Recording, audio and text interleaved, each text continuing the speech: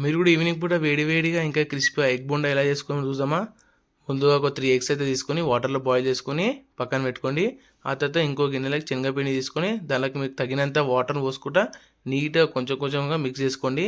మొత్తం లూజ్ కాకుండా మొత్తం గట్టిగా కాకుండా మొత్తం ఇలా నీట్గా మిక్స్ చేసుకొని దానిలోకి కొంచెం సాల్ట్, దాని తర్వాత కొంచెం కారం పొడి వేసుకొని ఆ తర్వాత కొంచెం సోడా కూడా వేసుకోండి.